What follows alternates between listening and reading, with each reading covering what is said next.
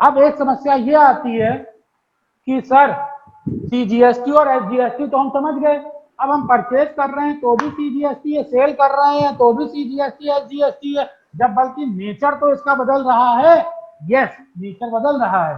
तो नेचर बदलते समय सर इसमें कोई चेंजेस नहीं होने चाहिए? जरूर चेंज होना चाहिए। पहले तो आपको नेचर को समझना होगा। नेचर को समझने का क्या मतलब?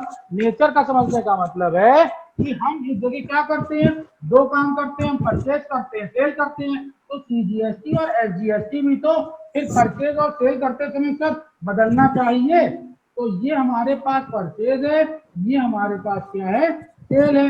उसी तरीके से एसजीएसटी का जो टर्म था वो भी तो सर दो पार्ट में होना चाहिए। मतलब एक पार्ट हमारा हो परचेज का और एक पार्ट हो हमारा सेल का।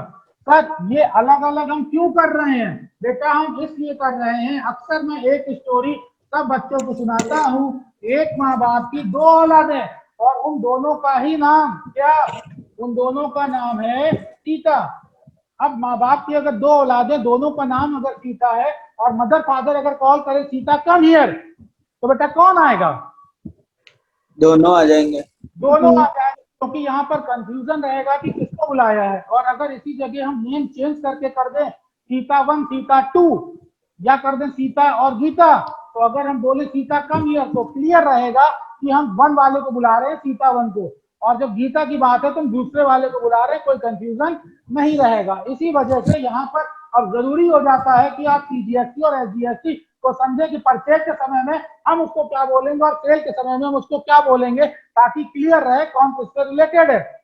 अब यहाँ पर हम आते हैं परचेज के केस में। तो सीजीएसटी बेटा जब परचेज हो रहा है तब लगेगा, तो उस समय आप सोचिए कि ये इन हो रहा है या आउट हो रहा है।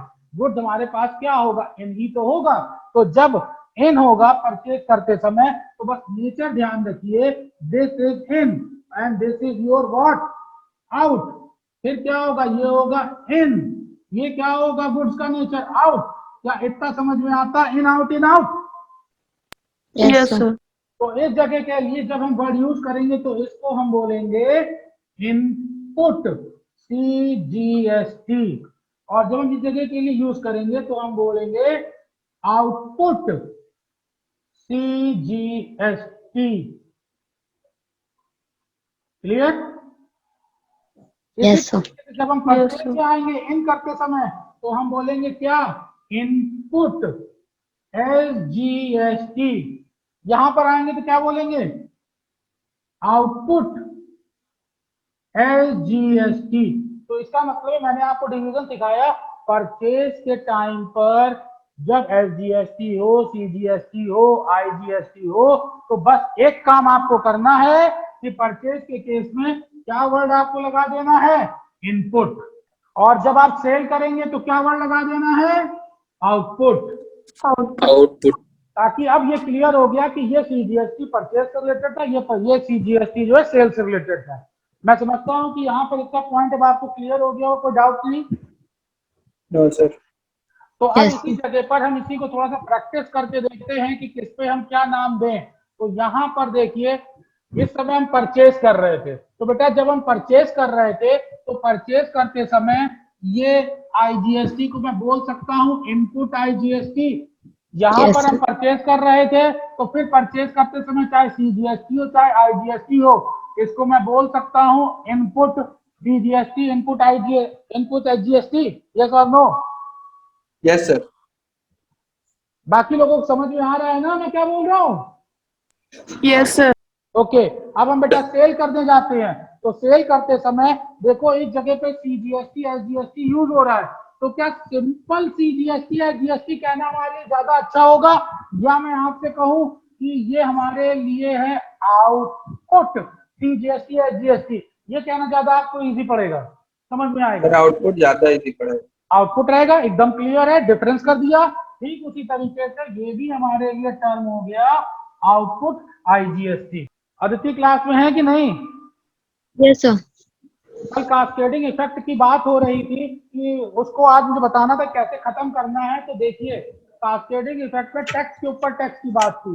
टेक्स्ट के ऊपर टेक्स्ट का मतलब ये है कि यहाँ देखो हर जगह बेटा टेक्स्ट लगा हुआ है, तो जब इस जगह पर टैक्स लगा हुआ है और फिर उसके ऊपर परसेंटेज ऑफ टैक्स अगर हम लगा देते हैं तो टैक्स के ऊपर टैक्स लगा हुआ दिख रहा है कि नहीं दिख रहा है। तो ये जो पहले चीज थी इसको बोलते थे वैट, इससे हम लोग दूर करते थे। ये है वैल्यू एडेड टैक्स। तो जो वैल्यू एडेड टैक्स है इसके थ्रू हम लोग इसको पहले प्रॉब्लम को दूर करते थे। अब यही तो जो है टेक्निक इसको जीएसटी में यूज कर लिया गया। हाँ, एक बात और याद है, जिनको आवाज नहीं आई या लिंक टूट गया, कोई प्रॉब्लम है तो इसकी वीडियो बनी रही है, बाद में वीडियो देख लीजिएगा, उससे आपका काम चल जाएगा। अभी हम लोग टाइम को यूटिलाइज कर लेते हैं। तो वैल्यू एडेड टैक्स में भी यही सिस्टम बेटा पहले यूज होता था और उसी में ही इस इफेक्ट को खत्म किया जाता था। वही पूरा का पूरा सिस्टम यहाँ पर यूज कर लिया गया। कैसे यूज किया गया, थोड़ा सा इसको समझिएगा।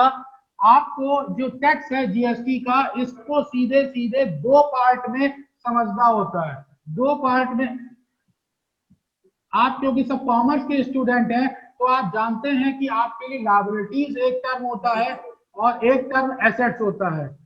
अब जब लायबिलिटीज की बात होती है तो जीएसटी किस तरीके से लायबिलिटीज होगा, तो जो जीएसटी कलेक्टेड है, जितना जीएसटी आपने कलेक्ट कर रखा है वो सब लायबिलिटीज का पार्ट होता है। तो जीएसटी कलेक्ट कब होता है, जीएसटी कलेक्ट होता है जब हम लोग क्या करते हैं, सेल्स करते हैं। तो सेल्स करते समय जीएसटी आप कलेक्ट करेंगे और फिर आपको गवर्नमेंट को पे कर देंगे। तो यहाँ पर सेल करते समय आपने जीएसटी कलेक्ट किया, तो सेल करते समय आप ध्यान से देखें कि आपने तीन पार्टियों को सेल किया था, ए को सेल किया था, बी को सेल किया था और सी को सेल किया था। जब आपने ए को सेल किया था तो ये वैल्यू आ गई थी 180 और यहाँ पर जब सेल किया था तो 240 और फिर ये 180। तो टोटल अगर कहा जाए तो ये आपका जीएसटी कलेक्टेड इंडिविजुअल हो गया या नहीं हो गया था। Yes sir. और इस जगह पर ये किस नेचर का आया, ये आया था आय का आईजीएसटी का, ये आया था आईजीएसटी का और ये जो पोर्शन है वो सीजीएसटी और एसजीएसटी का अलग अलग पार्ट में था। इसको अलग ही अलग हम लोगों को लिखना चाहिए। ये दो अलग अलग पार्ट थे, 120 और 120। ये सीजीएसटी और एसजीएसटी, सीजीएसटी एसजीएसटी। एग्री या नहीं agree? Yes sir. Yes sir. अभी अपने पास जो है वो 10 मिनट खाली बचे हैं, मैं थोड़ा जल्दी जल्दी और बताता हूँ। अब इसी जगह पे अब हमारे लिए एसेट्स क्या है, एसेट्स होता है जो जीएसटी आपने ऑलरेडी पे कर रखा है। तो एसेट्स की बात हम तब करते हैं जिस जीएसटी को आपने ऑलरेडी पे कर रखा है। तो जब पे करने की बात हो तो आपने कहाँ कहाँ पे कर रखा है, आपने फर्स्ट पार्टी को पे कर रखा है, सेकंड पार्टी को पे कर रखा है और थर्ड पार्टी को पे कर रखा है।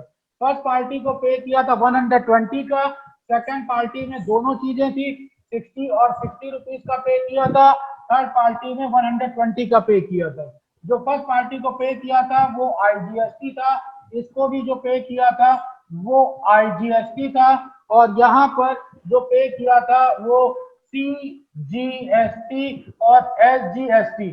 अब आप कहेंगे सर इसमें आपने इनपुट आउटपुट नहीं लिखा। इनपुट आउटपुट आप समझ तो रहे हैं, टर्म सिखाना इसलिए मैं आपको बता रहा हूँ ताकि कंफ्यूजन ना हो। तो ये सारा पोर्शन आपके एसेट के तरीके से होता है जिसको आपने ऑलरेडी पे कर रखा है। अब ध्यान से देखिए, इसी के लिए टर्म बनता है, उसको हम बोलते हैं आईटीसी। आईटीसी का मतलब होता है input tax credit. Input tax credit का मैकेनिज्म कैसे काम करता है, देखो एक बार तुम ऑलरेडी टैक्स पे कर चुके हो, दोबारा तुम टैक्स कलेक्ट करके दे रहे हो, तो गवर्नमेंट ये कहती है कि जो ऑलरेडी आप टैक्स पे कर चुके हैं उसको माइनस कर लीजिए, फिर हमको आप उसका पेमेंट करिए। तो यहाँ पर ये मैकेनिज्म कैसे काम करेगा, देखिए इस मैकेनिज्म को। तो इस मैकेनिज्म में क्या करते हैं कि जो आईजीएसटी है उस पूरे आईजीएसटी की लायबिलिटीज को हम एक तरफ काउंट करके रख लेते हैं। तो ये 180 अगर हम काउंट करें तो ये हमारा 360 हो जाएगा कि नहीं हो जाएगा? Yes sir. इसी तरीके से जब यहाँ इसको अलग कर लिया, सीजीएसटी और एसजीएसटी हमारे पास आ गया। अब हमें अपनी एसेट्स देखनी है कि हमारे एसेट्स में कितना आईजीएसटी था। तो आईजीएसटी हमारे पास 120 था पहले से, इसका मतलब हमारे पास 240 आईजीएसटी ऑलरेडी था। ओके? Yes sir. तो जब हम गवर्नमेंट को लायबिलिटीज पे करने जाएंगे तो देखो जीएसटी जो हमने कलेक्ट किया है सेल्स के ऊपर, अब ये हमें गवर्नमेंट को पे करने जाना है। तो जब हम गवर्नमेंट को पे करने के लिए जाएंगे तो गवर्नमेंट ये कहता है कि जो पहले से आपने पे कर रखा है दूसरी पार्टी को, उसको माइनस करके हमको बैलेंस का पेमेंट कर दीजिए। तो ये जो पोर्शन है ये इसी में से माइनस कर दिया जाएगा, और माइनस कर देने के बाद में अब जो बेटा बैलेंस निकल के आएगा, सरप्लस निकल कर आएगा, ये 120 है, और आप इसको गवर्नमेंट के अकाउंट में पे कर दोगे। तो इस तरीके से देखिए साफ साफ जो ऑलरेडी टैक्स पहले लग चुका था उसको जब माइनस कर दिया तो कास्केडिंग इफेक्ट खत्म हो गया। टैक्स के ऊपर टैक्स तो लगा था, मगर जो पुराना टैक्स था उस टैक्स को माइनस कर दिया तो नेट न्यू बैलेंस निकला, और जो नेट न्यू बैलेंस निकला सिर्फ उसी का ही तो पेमेंट करा जाएगा। तो यहाँ पर उसका पेमेंट कर दिया गया। ये पॉइंट समझ में आया सबको? Yes sir. Yes. एक Yes, बार sir. बताते हैं ताकि और बेहतर समझ में आ जाए सीजीएसटी एसजीएसटी। तो अभी आपके पास सीजीएसटी का पेमेंट करना बाकी था 120 रुपए का, और ऑलरेडी यहाँ पर देखो ऑलरेडी इस जगह पर 60 रुपीज तुम्हारे पास एज एन एसेट पड़े हुए थे। तो 120 ये था और 60 रुपीज ये था। इसको अगर इसमें से माइनस कर दो तो तुम्हारे पास बैलेंस लायबिलिटीज कितने की आएगी? 60 रुपीज की आएगी कि नहीं आएगी? Yes, sir. जो आपको कहाँ पे करना है बैलेंस? गवर्नमेंट के अकाउंट में पे करना है। उसी तरीके से अब मैं एसजीएसटी पे आता हूँ। ये एसजीएसटी देखिए और ये एसजीएसटी देखिए, 60 रुपीज पड़ा था। तो जब हम यहाँ पर 120 माइनस 60 करेंगे तो ये ड्यू 60 निकल करके आएंगे, और ये बैलेंस आप 60 किसको पे रुपए करोगे? गवर्नमेंट को पे करोगे। यस और नो? Yes sir. तो टोटल जो गवर्नमेंट को आपको बैलेंस पे करना है वो निकल के आया 120 का प्लस 60 का प्लस 60 का। इसका मतलब पूरा गवर्नमेंट का जो बैलेंस अब निकल के आया आपकी तरफ से वो 240 का निकल के आया, और ये 240 वही है जितना आपने अपनी तरफ से वैल्यू ऐड किया था, उसी के ऊपर 240 रुपीज का आपको टैक्स बस देना है। ओके? Yes sir. तो अब आप ये कहेंगे कि सर हमने वैल्यू ऐड किया था वो किस तरीके से? तो देखो 1000 1000 1000 अगर एग्जैक्टली अगर कॉस्ट की बात करी जाती है तो ये 3000 की वैल्यू आती है कि नहीं आती है? और उसके ऊपर अगर हम टैक्स की बात करते हैं तो टोटल वैल्यू 3360 है। 3360 का कंटेंट आप सेल करने के लिए गए कितने पे? यहाँ पर 5000 पे। तो मोटे तौर पर अगर हम देखें तो मैंने स्टार्टिंग में लिखा था कि वैल्यू ऐड आपने कितना किया था? 1640 का। तो 1640 में जो ऐड है टैक्स वाला पोर्शन लेस कर दिया जाए तो आपकी तरफ से एडेड वैल्यू पर जो पेमेंट होगा वो 240 रुपीज का किया जाएगा। तो आज की हम लोगों ने क्लास में क्या क्या चीजें कवर अप करी? सबसे पहले मैंने आपको बताया कि इसमें इनपुट और आउटपुट को हम कैसे रिलेट करेंगे, आउटपुट सेल्स से, इनपुट जो है परचेज से।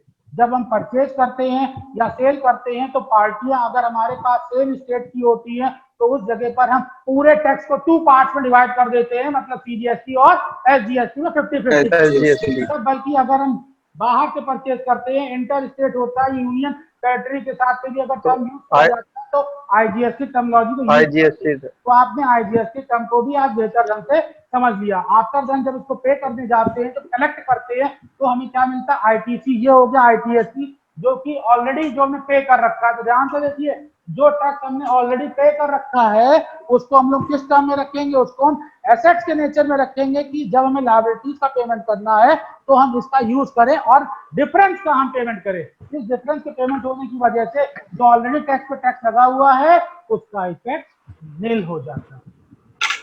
Okay class? Yes Yes. Sir.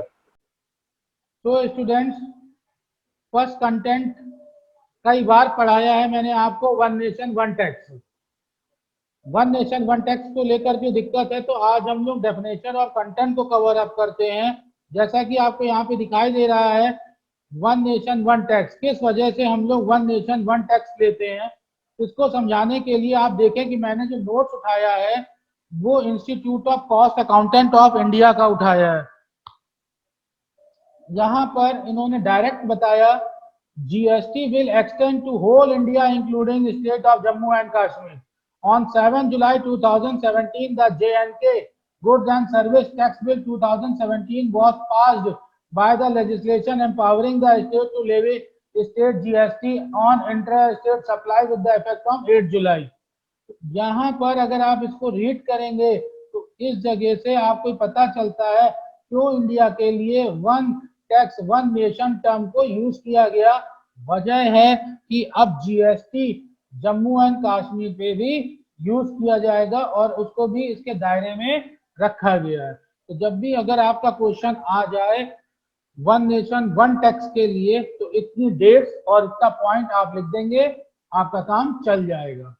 Next आते हैं डुअल जीएसटी मॉडल पे। शॉर्ट नोट्स में भी आता है कि डुअल जीएसटी मॉडल एक्सप्लेन या what do you mean by dual GST model. तो डुअल जीएसटी मॉडल किस लिए कहा जाता है उसको समझिए, क्योंकि इसमें स्टेट और सेंटर दोनों ही यूज होते हैं। India adopted the dual GST where tax imposed concurrently by central and state. Dual इसलिए क्योंकि इम्पोज करने के लिए दो पार्टियां हैं आपके पास, एक सेंटर है और स्टेट है। कलेक्ट तो स्टेट ही करेगा। कल तक क्लास में मैंने इस विजन को आपको समझाया था।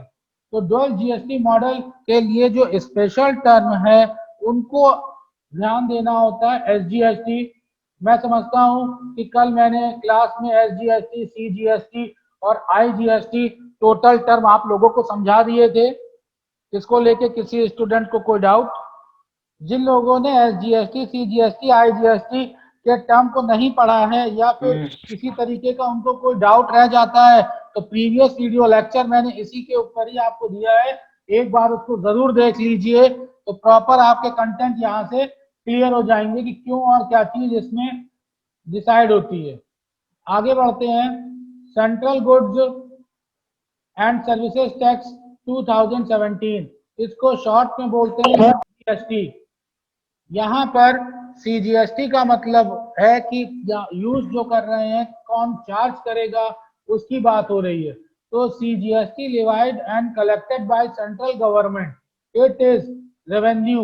तो नाम से क्लियर है, कल भी मैंने क्लास में आपको बता दिया था कि सीजीएसटी, एसजीएसटी, सेंट्रल के लिए सीजीएसटी, स्टेट के लिए एसजीएसटी, और इसको कलेक्ट कौन करता है वो भी आपको बताया था। तो यहाँ पर यूनियन टेरिटरी, एसजीएसटी, सीजीएसटी, ये पूरे के पूरे पॉइंट ऑलरेडी आपके कवर अप हो चुके हैं।